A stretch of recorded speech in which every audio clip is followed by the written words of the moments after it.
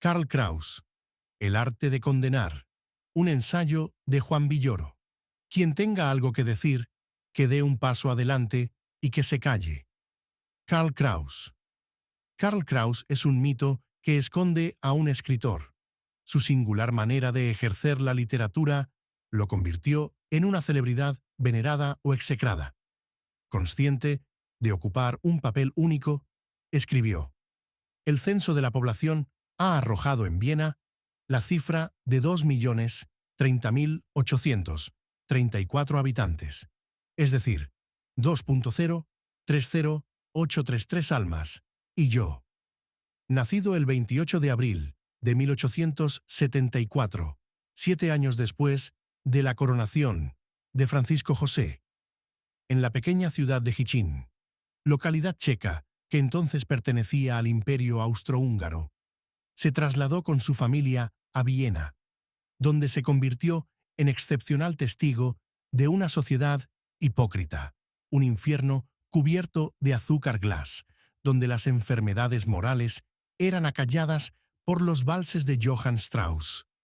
Con ayuda de los artistas, el decadentismo vienés asumió una atractiva atmósfera crepuscular. Los vicios privados semejaban virtudes públicas. Viena está siendo demolida en gran ciudad, comentó el observador implacable. El progreso representaba para él una simulación. En este teatro, el público era cómplice pasivo de numerosas perversiones. Entre los aforismos del libro, que el poeta Guillermo Fernández tradujo como dichos y contradichos, Kraus incluye uno que se refiere a la moral del testigo. Cuando preguntaron si sabían qué cosa no está bien, un muchachito respondió: no está bien si hay alguien presente. Y el legislador adulto siempre quiere estar presente. La opinión pública no juzga hechos, sino apariencias. Las transgresiones son el morbo del legislador.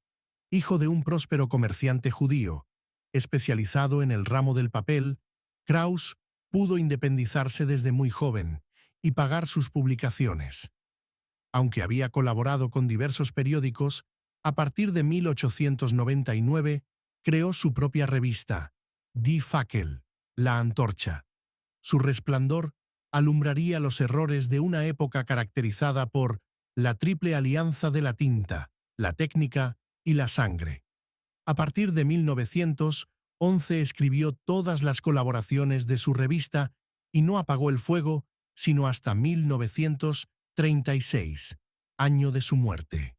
Para alimentar los 922 números del pequeño cuaderno rojo que encandilaba y atormentaba a Viena, redactó cerca de 30.000 páginas. La periodicidad era irregular y la extensión se adaptaba a las circunstancias. El número 888 solo constó de 4 páginas, la oración fúnebre por la muerte del arquitecto Adolf Loos. El diseño tipográfico reflejaba el carácter del editor. Un campo sin resquicios. Las letras se sucedían unas a otras, incorporando citas que ahí cobraban otro sentido. Los adversarios eran ahorcados con sus propias frases. En sus mejores momentos, la revista vendió 30.000 ejemplares, pero su media fue de 10.000. Aunque las demás publicaciones silenciaban su existencia, en las tertulias del Café Museum, el Grünstidl y el Central, esas palabras se contagiaban como un virus. Por lo demás, el editor se divertía escribiendo cartas con seudónimo a los periódicos donde estaba proscrito. Invariablemente, burlaba a los censores. En la contraportada de Die Fackel se anunciaban las conferencias del flamígero analista de la sociedad vienesa. Temido por escrito, era reverenciado por sus escuchas, convencidos de antemano de que tenía razón. El profeta transformaba el asunto más nimio en causa justa. De acuerdo con Walter Benjamin, todos los intereses de Kraus confluían en el derecho. Era juez, testigo de cargo y verdugo. Cada palabra, una sentencia. De joven, quiso ser actor, pero se lo impidió una malformación en la columna. Aún así, Participó en algunas puestas en escena. Una de ellas fue Los bandidos, de Schiller, donde actuó junto a Max Goldman, quien años después revolucionaría la dirección de escena como Max Reinhardt. La incontestable vocación teatral de Krauss se cumplió como conferencista. Disertaba con energía inaudita. En sus exposiciones, nada ameritaba la calma o el matiz. Su estado febril era el del mago o el visionario. Desde que lo escuché, me ha sido imposible no escuchar, diría Elias Canetti, máximo egresado de esa escuela del oído.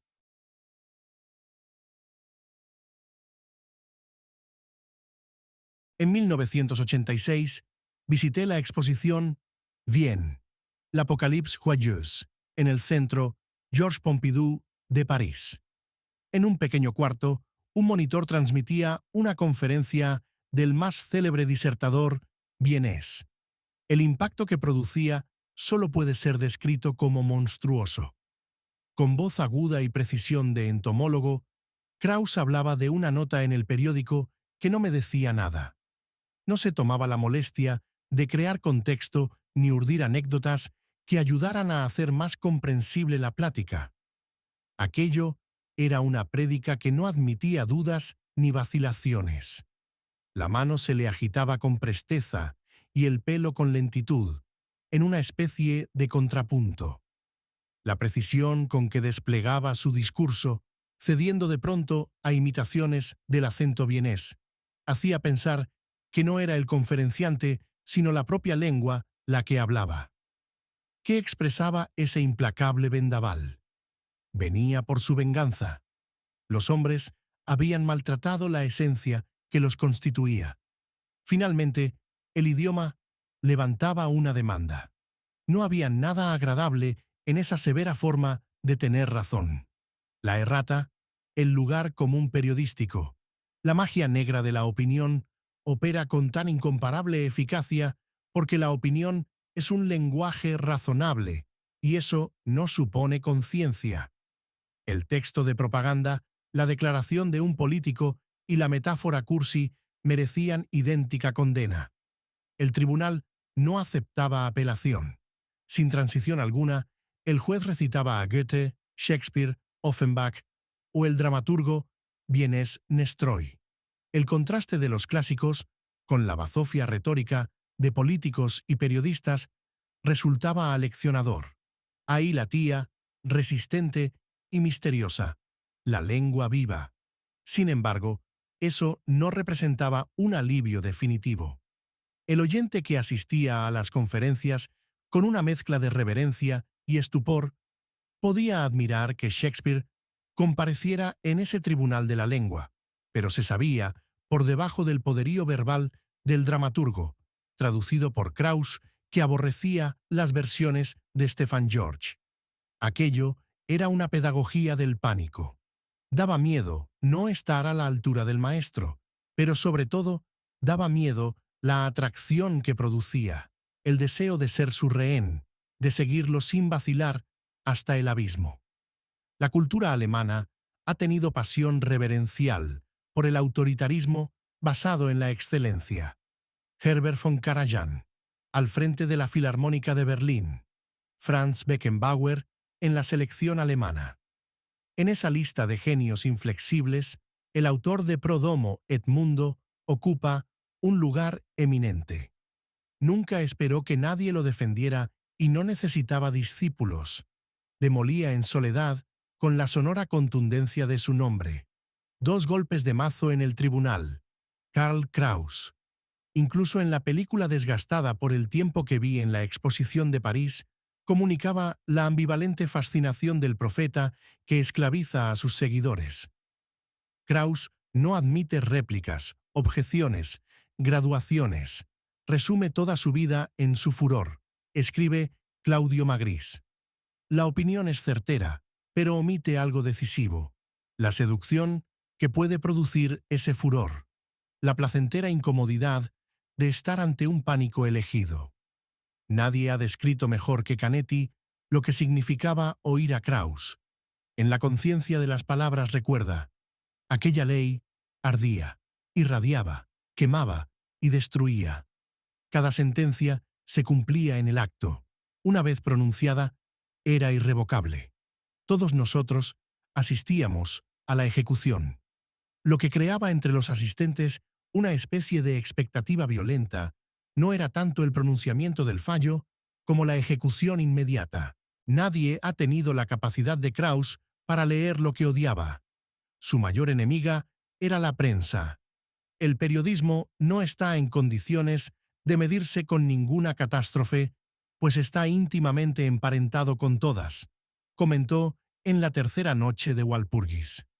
En Die Fackel, la columna de Esperanto reproducía los macarrónicos usos que los periodistas hacían de otras lenguas. En su afán de parecer cosmopolitas, se referían al monarca inglés como Der King. Después de escribir la noche entera, Krauss se iba a la cama antes del amanecer para no presenciar el momento en que el día era mancillado por la llegada de los periódicos. Sin embargo, los leía con acrecentada atención, sosteniendo tensamente el papel, sin perderse una palabra, con la obsesión del hereje que necesita a Dios para declarar su inexistencia. Hay una extraña generosidad en estudiar con devoción aquello que se repudia. En palabras de Canetti, su grandeza consistía en que él solo, literalmente solo, confrontaba, oía, espiaba, atacaba y vapuleaba el mundo en la medida en que lo conocía. Su cruzada contra el periodismo tenía que ver con los intereses espurios que ahí se defendían, pero también y sobre todo con la destrucción cotidiana del lenguaje. Krauss se había propuesto devolverle la virginidad a una lengua que los demás envilecían. No es casual que abogara por los derechos de las prostitutas con argumentos similares a los que usaba en su defensa de la lengua. En Die Fackel reprodujo la sentencia de Confucio que señala que toda forma de gobierno debe comenzar por el respeto a las palabras. Implacable con los demás, se veía a sí mismo como un instrumento del idioma, la forma que las palabras tenían de objetivarse. No buscaba dominar la lengua, sino ponerse a su servicio. Enjuiciaba a los demás y admitía su incapacidad de analizarse con objetividad. Conmigo, el idioma hace lo que quiere. Fue un pirómano ejemplar en una sociedad donde el silencio era un seguro contra incendios. La capital de la monarquía imperial y real le parecía un laboratorio para el fin de los tiempos. En consecuencia, se relacionaba con ella en los siguientes términos: he descubierto una forma inédita de encontrarla intolerable. El viernes 15 de julio de 1927, una enardecida multitud incendió el Palacio de Justicia para protestar por la muerte de varios obreros. La represión no se hizo esperar. Krauss recorrió Viena colocando un cartel donde solicitaba, a título personal, la renuncia del jefe de la policía. Sus peticiones fueron tan contundentes como intrépidas, pero no hubieran trascendido de no haber significado una airada renovación del idioma. Krauss solo reconoce un tribunal superior a él, la lengua misma. Se concibe, al modo de Lichtenberg, como un pararrayos que atrae la electricidad del ambiente a riesgo de calcinarse. Atrapa la luz, pero el relámpago no le pertenece. Roberto Calasso entendió a la perfección esta ambivalencia. Si Krauss no es un pensador, sino un lenguaje pensante, no habrá de sorprendernos que sus ideas se presenten por parejas de contrarios, tal como exige justamente la estructura del lenguaje, que desde las oposiciones fonológicas bilaterales a los fatales dobles sentidos del léxico abstracto, está construido sobre la oposición. De ahí la pertinencia de un título como dichos y contradichos. Refutar no aniquila, complementa. Por favor, no me tranquilices. El furibundo Krauss vivió enamorado.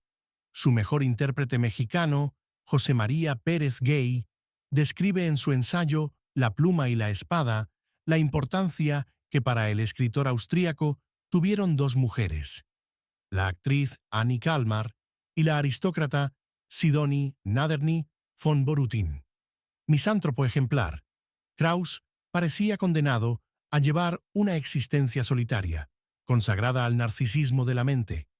La vida familiar es una intromisión en la vida privada, escribió.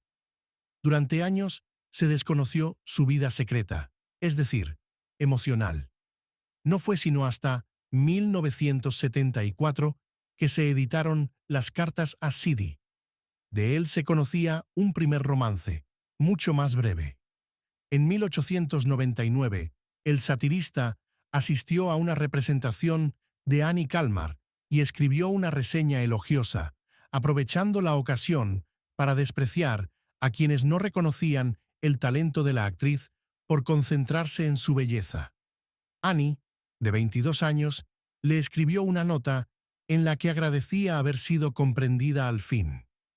Poco después, enfermó de tuberculosis. El escritor la visitó en el hospital todos los días y pagó sus gastos médicos. Cuando ella murió, él mandó esculpir una lápida con su rostro.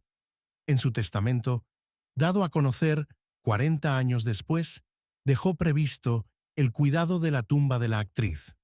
El romance con Sidonie duró 23 años. Ella lo invitaba a su castillo en Janowitz, Bohemia del Sur. Ahí, el autor de Los últimos días de la humanidad pasaba temporadas de plenitud, escribiendo y caminando por los bosques. Desde que se conocieron, en 1913, en el Café Imperial de Viena, Karl y Sidonie se consideraron almas gemelas. Su condición social los apartaba, pero ese no era el principal obstáculo. El hermano favorito de Sidonie se había suicidado. Ella no se reponía de esa tragedia y vivía en el castillo en compañía de su posesivo hermano gemelo. Desde muy pronto, Krauss supo que solo podría ser para ella un amante ocasional. Aforista al fin, se propuso que esas brevedades fueran recurrentes. Con altibajos y separaciones, la relación duró casi hasta la muerte del autor. También cortejada por Rainer Maria Rilke, Sidonie aceptó casarse con un aristócrata y solicitó a sus pretendientes que le escribieran poemas para la ocasión. Rilke y Krauss accedieron de inmediato. El hombre que se consideraba el habitante más singular de Viena dependía de las palabras de Sidonie Naderny y reconocía la llegada de sus cartas por el sonido del buzón. También en ese caso, el oído anticipaba el significado de los mensajes. Las misivas que determinaron la ansiedad de Krauss se han perdido. Sobreviven las apasionadas cartas a Sidi. Ahí, el maestro del sarcasmo revela su mundo emocional a una lectora voraz y cómplice. Durante el mes de enero de 1921, escribe Pérez Gay, Sidonie se dedicó a copiar a mano todas las cartas, telegramas y mensajes de Krauss, como si al copiarlos las palabras le dieran firmeza y su letra escrita pudiera darles nueva vida. Como Dostoyevsky, tuvo una mujer copista que se dejó poseer por la escritura. Sidonie fue para Krauss esa perfecta musa literaria. En una carta, Krauss le escribió: «Por favor, no me tranquilices». Esa pasión fue su estado de alerta. Solo ante Sidonie actuó como lo hacía su público. Aguardaba sus palabras con una entrega absoluta, aceptando el sobresalto, la zozobra y la fragilidad que entraña amar lo que se puede perder.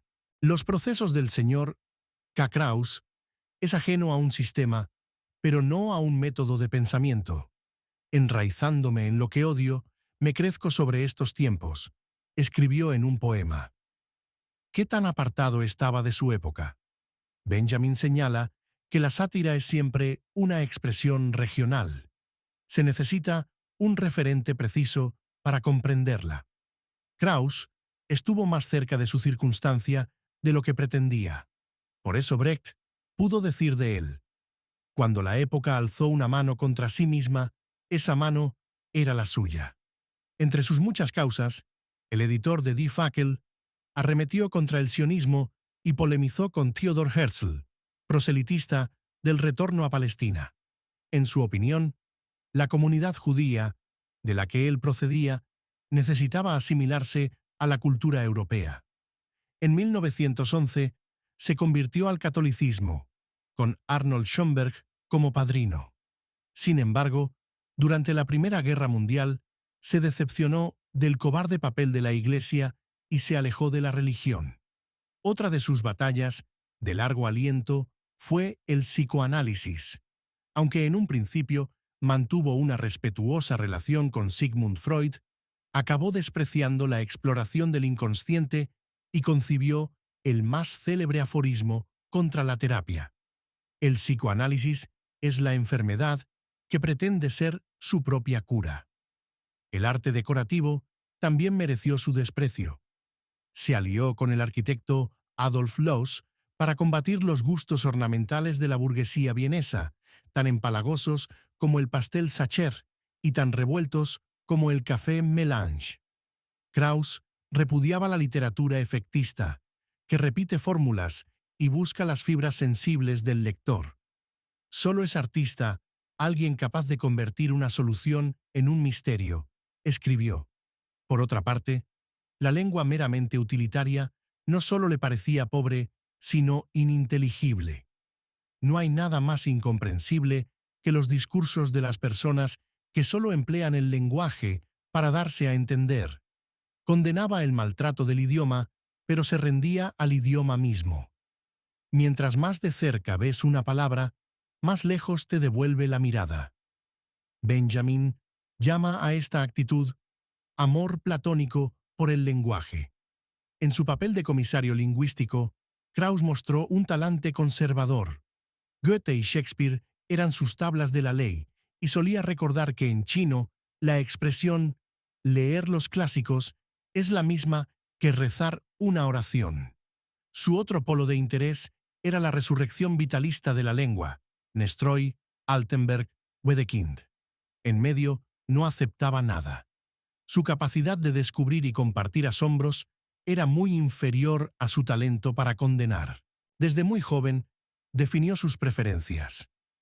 En 1886, publicó La literatura demolida, panfleto donde arremetía contra el grupo de la joven Viena, capitaneado por Hugo von Hofmannsthal. El elegante decadentismo y las sufrientes emociones de esos autores le parecían deplorables. Dueño de una afilada ironía, inventaba apodos difíciles de olvidar. Cuando la crítica convencional comparó a Alexander Lernet-Holenia con Rilke, él dijo que más bien parecía un puerilque o un esterilque. Sus sarcasmos provocaron que Felix Salten, autor del lacrimógeno Bambi y presidente del Pen Club austríaco, lo golpeara en público. Por toda respuesta, publicó en Die Fackel la siguiente estadística. Cartas anónimas llenas de insultos, 236. Cartas anónimas llenas de amenazas, 83 asaltos, 1. Sus tesis sobre la mujer lo emparentaron con el polémico Otto Weininger. Buena parte de los aforismos reunidos en Dichos y Contradichos expresan su determinismo. La mujer representaba la sensualidad y el hombre la razón. La intuición femenina fecunda la mente masculina. La seguridad de la mujer es superior porque no requiere de la conciencia. En cambio, el hombre necesita un espejo para conocerse vanidosamente. Ambos se unen en el malentendido que llamamos sexo o amor. La percepción sensual de la mujer es registrada en esta ficción súbita, mezcla de deseo y pesadilla. Una hermosa niña oye ciertos ruidos al otro lado de la pared, teme que sean ratones y se tranquiliza cuando le dicen que del otro lado de la puerta hay un establo con un caballo inquieto. ¿Es un semental?, pregunta la niña y vuelve a dormirse. Hay muchos modos de interpretar la política sexual de Krauss. El aforismo, para ser perfecta, solo le faltaba un defecto, sugiere que la esencia de la mujer es necesariamente irregular. La perfección se basta a sí misma y, en consecuencia, no resulta seductora, pues no requiere de agregados ni de acompañantes. De modo más significativo, el aforismo alude a la impureza consustancial al arte, al lenguaje y a toda forma de representación. Nada más espurio que lo impecable. La mayor causa política de Krauss fue su lucha contra la guerra. En su último libro, La tercera noche de Walpurgis, levanta insólito inventario de los usos retóricos del patriotismo y el papel de la propaganda en la ascensión del movimiento nazi. También ejercita la memoria para evocar horrores previos y pide que no se olvide el genocidio de los armenios en Turquía. Años después, Hitler sería capaz de afirmar que si nadie recordaba la matanza de armenios, nadie recordaría el Holocausto. Krauss prevé el horror desde antes. En el proselitismo nazi detecta un disfraz hecho de palabras. Nunca quieren decir lo que dicen, sino otra cosa.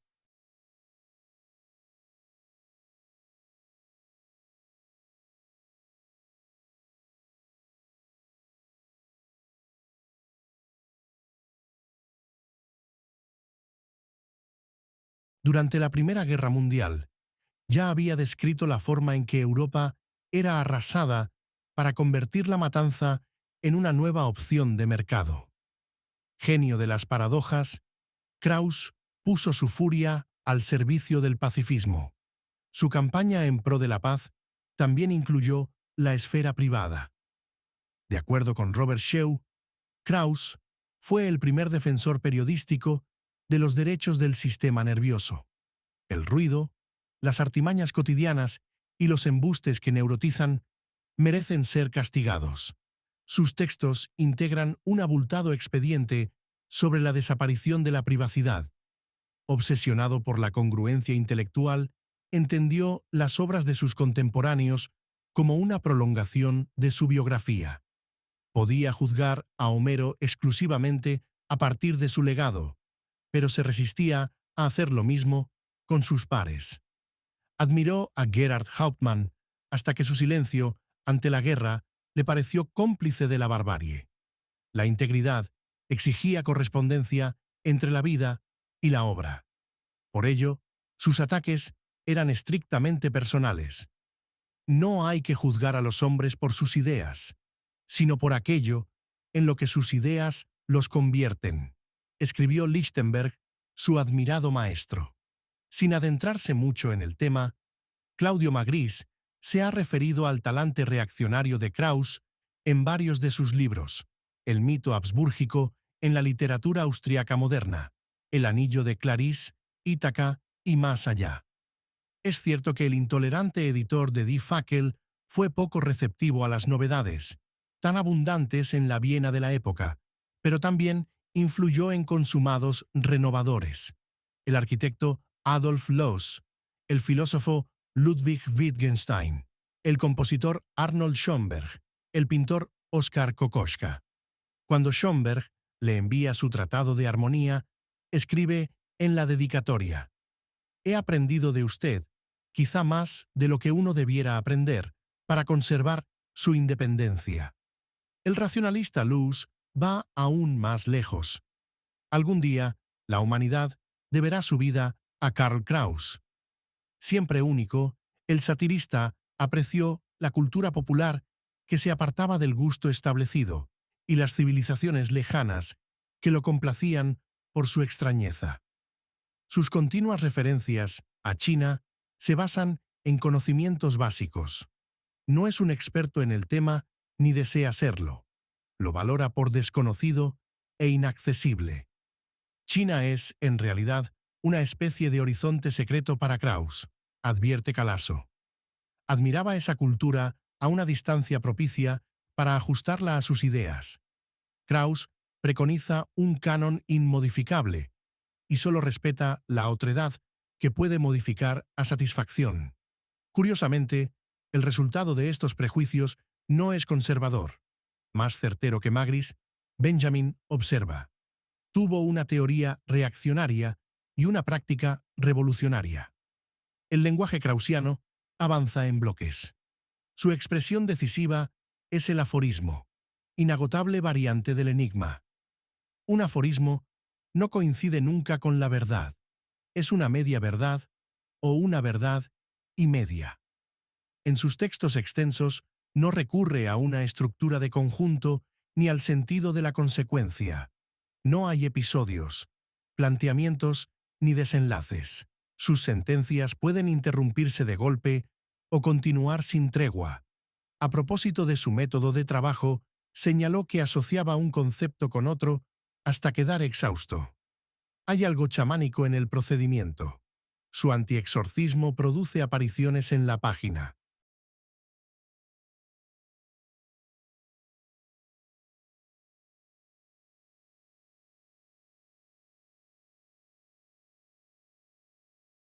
Es común que alguien se queje de ser citado fuera de contexto, ignorando que la cita es, precisamente, la supresión del contexto. Krauss construye una muralla china de citas para procesar a quienes las profirieron. Su obra maestra, la obra de teatro. Los últimos días de la humanidad tiene, desde el título, vocación de exceso. La lista de personajes ocupa 13 páginas. Luego vienen 220 escenas que en un teatro durarían varios días. Es una obra para ser representada en Marte, explicó el dramaturgo. En esta pieza de periodismo dramático que prefigura a Brecht, las palabras del Papa se mezclan con las de la policía, mostrando su auténtico significado. El idioma pierde la protección del contexto, forma discursiva de la investidura. Calasso define esta técnica como un espiritismo de los vivos. Apostado como un cazador, dominado por la furia del escritor, ha arrancado las palabras vampíricas de su contexto, para engastarlas después, para siempre, como en ámbar, en un gesto fosilizado y revelador. Al igual que Ramón Gómez de la Serna, Krauss despliega una escritura continua, que pasa de un libro a un artículo y de ahí a otro libro.